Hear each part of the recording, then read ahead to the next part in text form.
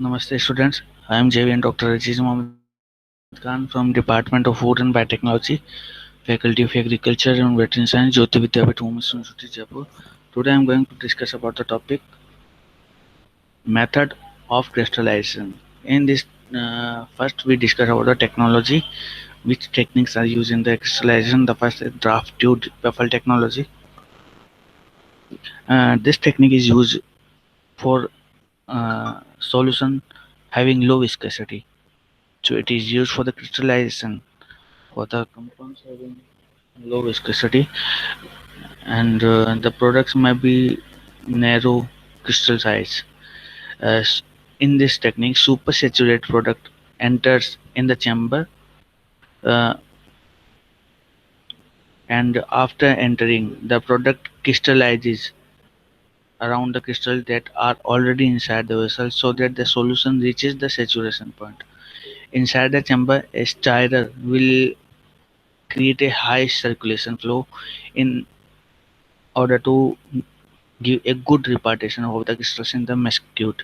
What is the meaning by the mesocute? Mesocute is the mixture of solid and the solution. Solid means the compounds which are need to be the crystallized, and the solution means solvent. On the side of the vessel, buffers create a quiet zone where an upward flow brings the smallest crystals out of the vessel. They are remelted and put back in the vessel. This is the diagram of the vessel. And the next technique is forced circulation crystallization. In this, the design of such a crystallization unit is very similar to the forced circulation evaporator.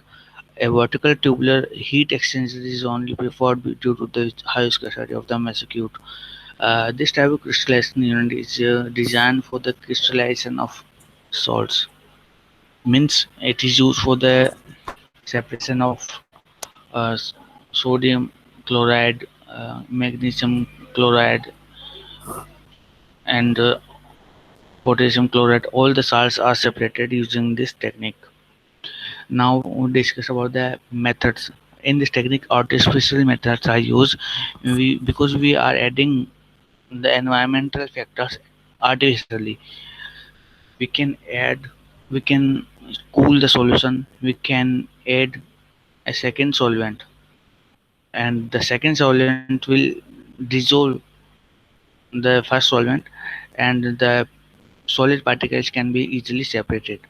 The chemical reaction can be used in the crystallization, and the solvent evaporation is also used. Solvent evaporation is conducted using some heating processes. What are the influencing factors? The temperature and the concentration of the solvent or the solid particles. Cooling crystallization and the evaporation crystallization are the two types of crystallization. In the cooling crystallization, cooling is conducted so that the compounds will get solidified, and after cooling they will be mm, fixed and they will be stable. The evaporating crystallization is conducted for the product which contains some solvents, and these solvents can be evaporated. The example include sodium chloride and the sucrose.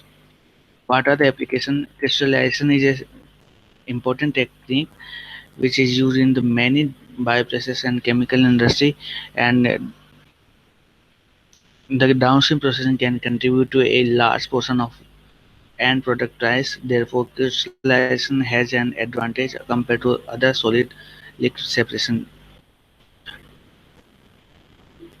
And in addition to yielded product has very high purity level and therefore wide scale and huge opportunity.